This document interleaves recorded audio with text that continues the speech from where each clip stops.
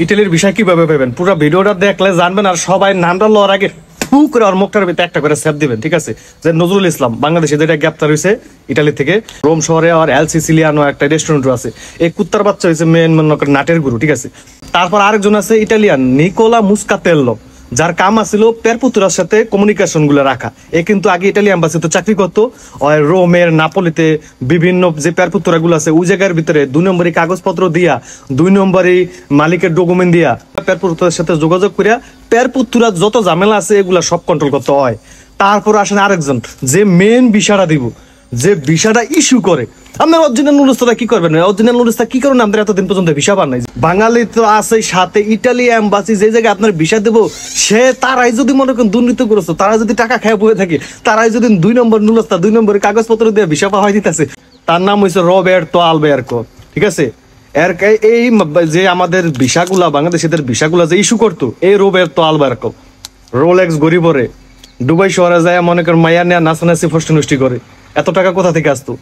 আর এই ঘটনা জিন্দিগি তো সামনে আসতো না। ধন্যবাদ জানাইবেন আপনার যে ব্রাদার্স অফ ইটালি জর্জা মিলোনি যে সরকারের ধরেন একজন উনি এমপি আন্দ্রেয়া দি গুসেপ্পে, ঠিক আছে?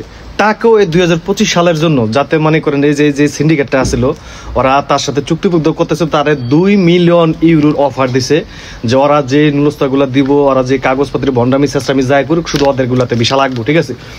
আজকে ধন্যবাদ দিলে আপনারা এরা ধন্যবাদ দিতে পারেন যে আন্দ্রেয়া দি গুসেপ্পে, ঠিক আছে? তারা যদি ধন্যবাদ দেন এই ধন্যবাদের কম তো মানে শেষ নাই।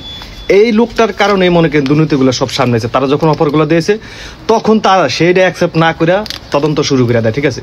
এই তদন্ত করতে যায় মনে করেন থলের বিড়ালগুলা সব বেড়ে আসছে, ঠিক আছে? তাকে ধন্যবাদ দেওয়া ছোট করা যাবে না। আজকে তার কারণে আমরা সবকিছু জানতে পারলাম, তার কারণে আমরা দুর্নীতিগ্রস্তদের চিনতে পারলাম, এবং তার কারণেই 2025 সালে হাজার হাজার বাঙালি বাচ্চা যাবো। আর যদি এগুলো ধরা না খাইতো 2025 সালে আপনারা অরিজিনাল নুরুস্তা পাইও মনে করেন জিন্দিগি তো ভিসা পাইতেন না। তাদের মন মতো তাদের সাথে কন্ট্রাক্টে যাদের মিলতো তারাই পাইতো, বাকিগুলো সবাই পাইতেন না, ঠিক আছে? এরা ধন্যবাদ দিয়েও ছোট করতে পারব না।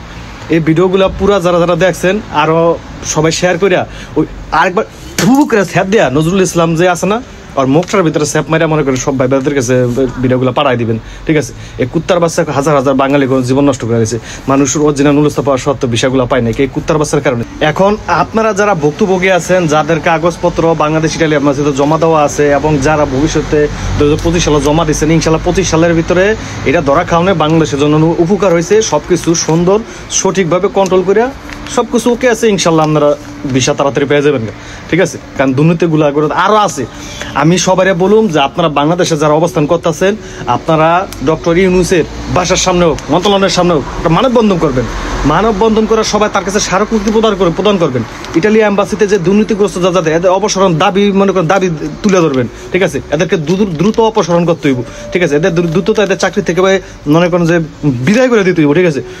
এবং ডক্টর ইউনূস চাইলে ইটালি এম্বাসিটা এই দুর্নীতিগ্রস্তদেরকে খেদাইয়া ভালো মনে করেন ইটালি থেকে যারা দুর্নীতি করে না, যারা ভালো অরিজিনাল প্রকৃতপক্ষে ভালো লোক, যারা কোনো এইসব খারাপ চক্রের সাথে জড়িত হইব না, তাদেরকে নিয়োগ যদি করাইতে পারে, ঠিক আছে? আল্লাহর রহমতে আরো অনেক ভালো হয়ে যাবো।